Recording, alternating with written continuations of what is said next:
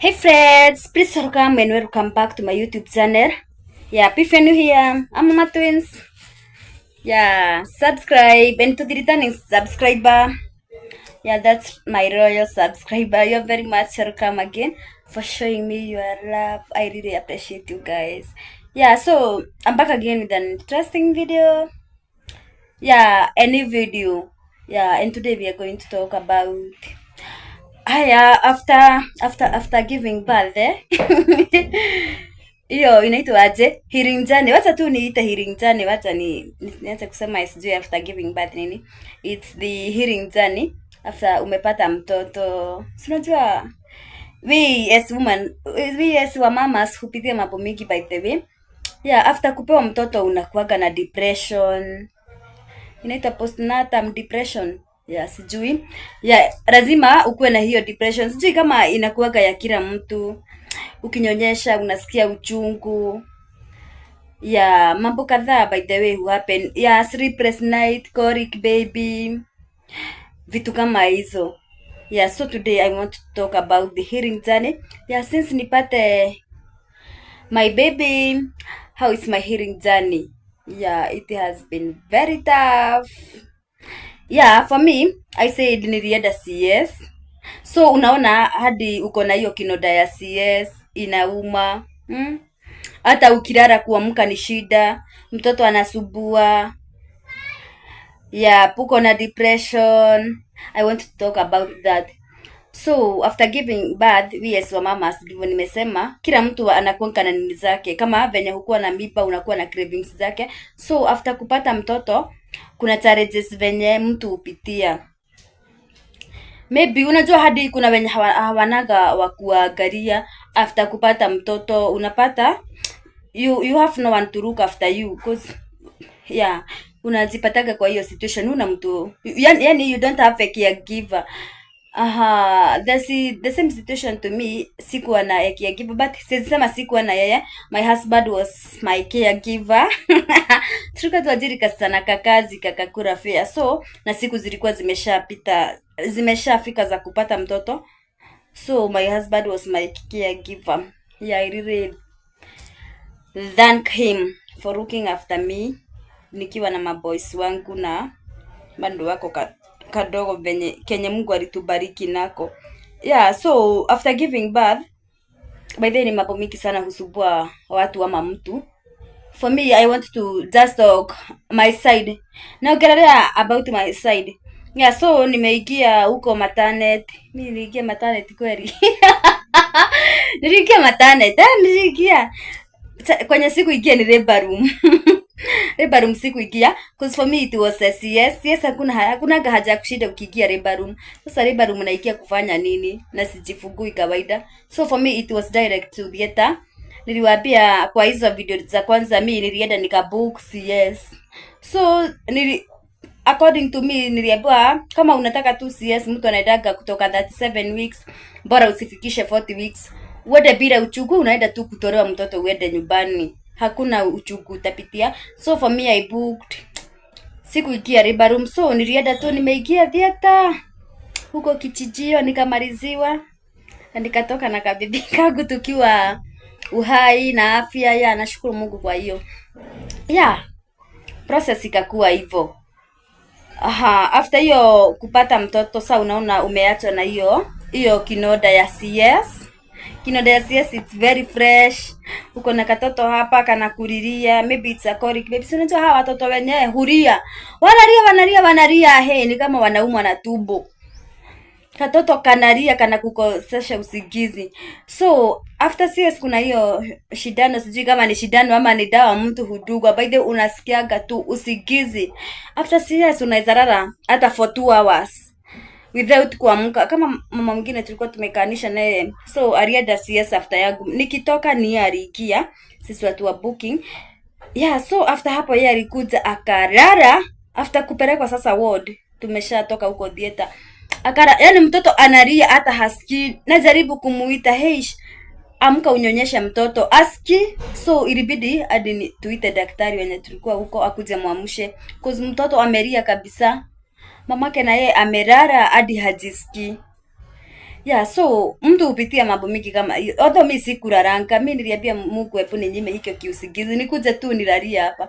Kwa sababu unajua house zingine niendaga public, unasikiaga kuna cases zinajitokezeanga, mtoto aliibiwa sijui nini. So for me I always have that fear.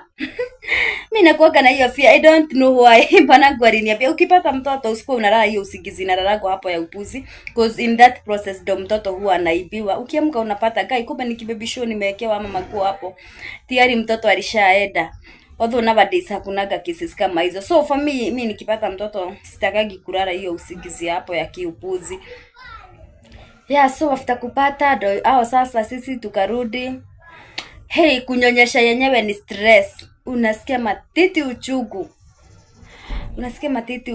Kinonda ndio hiyo. By the way, ulijua aje uko na stress? For me ili nijue niko na depression. Mtoto analia, mimi niko na usingizi kabisa. After kukuja hapa nyumbani, mtoto naye analia na nisubua. So nililala hivi tu miguu nikainua kidogo nikamwekelea hapa. Usiku kamelia, nilikashtukia, nilikagoga teke kakauka kwa miguu. Yeah, hey, anasubua, yani analia. Masaa zingine hata analia, nilikuwa namwangalia tu hivyo hadi bwanangu akaniambia, hey, nowadays una act weird. Ndipo alikuwa ananiambia after kupata mtoto, hata tulikuwa na hiyo debate juzi, ananiambia after kupata mtoto ati nilikuwa na act weird. Ati masaa zingine mtoto anaangalia nimemkodorea tu macho hivi. Sisi kama sisikii kama analia, nimekaa tu lakini nimekodorea mtoto macho. Ndipo alikuwa ananiambia ati nilikuwa tu nakaa weird. I remember kuna time nilikuwa nimelala. Mimi nimelala tu vizuri. Ananiambia amka utakoga mtoto. So mimi nilikuwa nasikia as if sasa huyu bwana hanipendi. Sasa it's like anapenda mtoto. Nikilala lala vizuri, utakoga mtoto, sijui nini. It's like hata sikuwa najua, it's like ni kama bado sijapewa mtoto. Eti nalala tu venye nataka.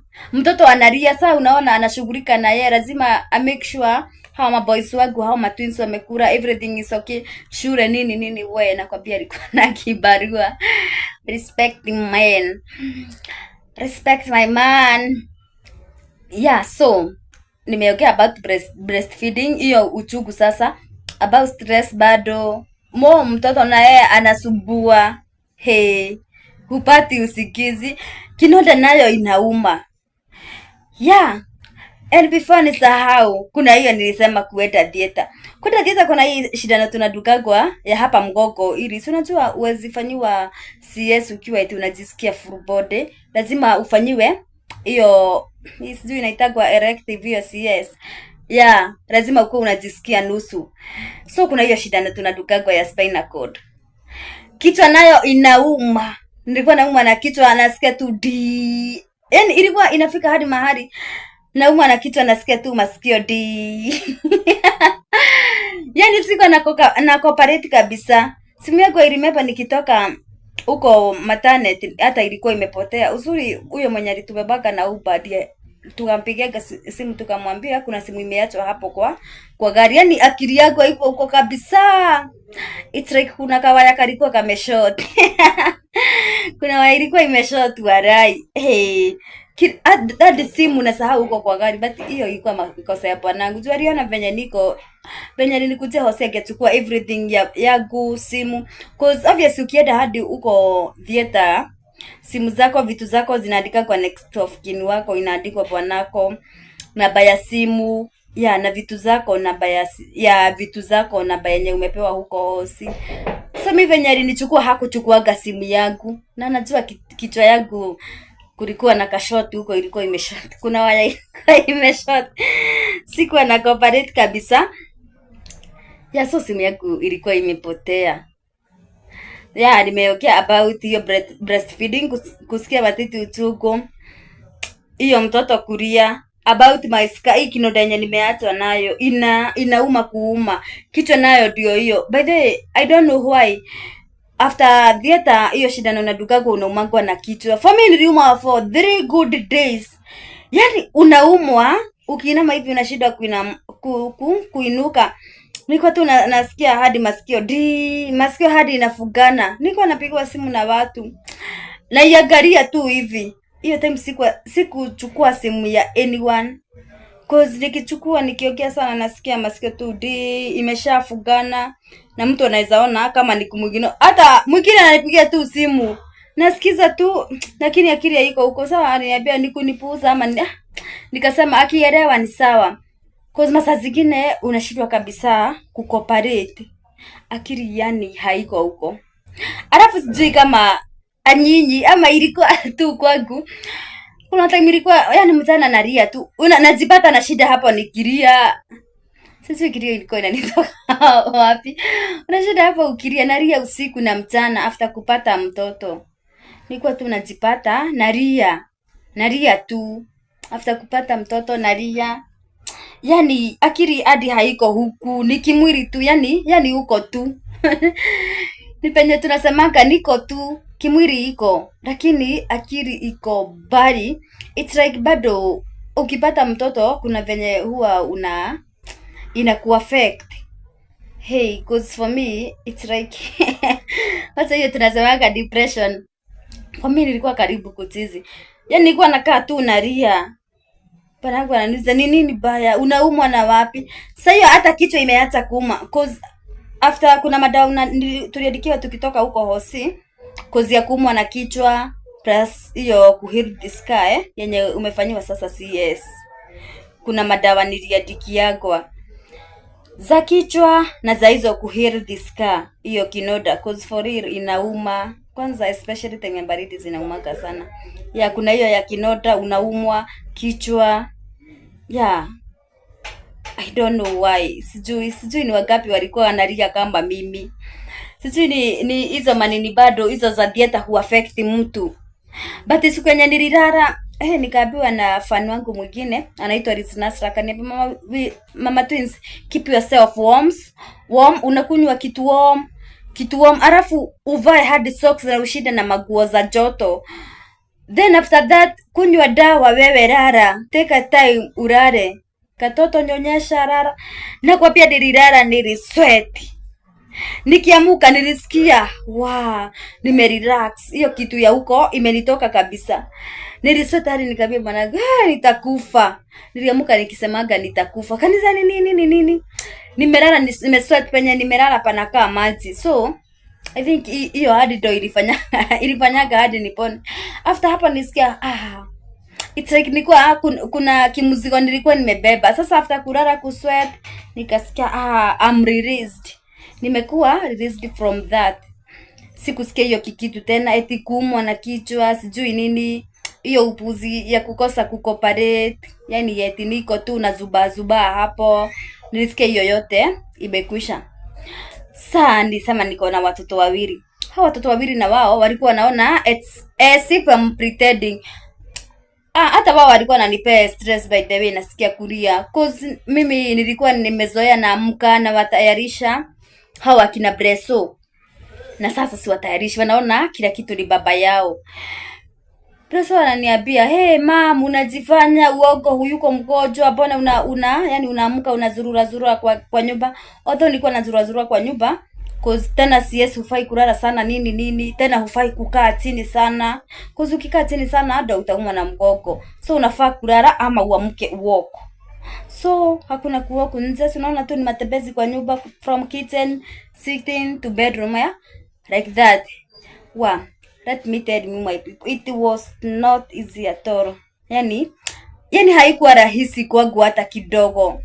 Watoto kwanza walikuwa wananipesta. I think hata Breso na Steve ndo walikuwa wanafanya hadi nikuwe na hiyo kitu ya kulia.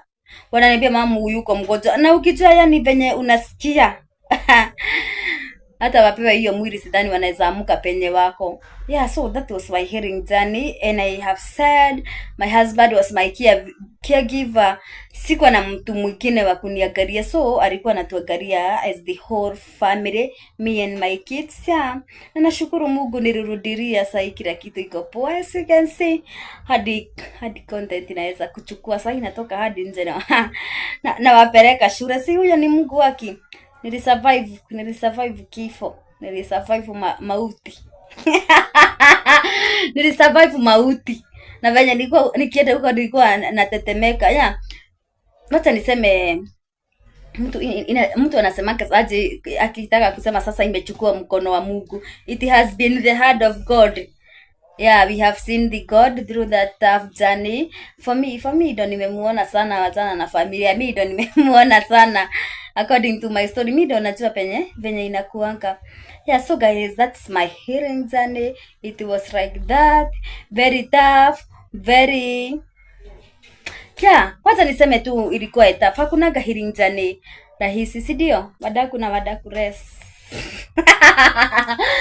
Yeah, ilikuwa hivyo. So guys, thank you. I really appreciate.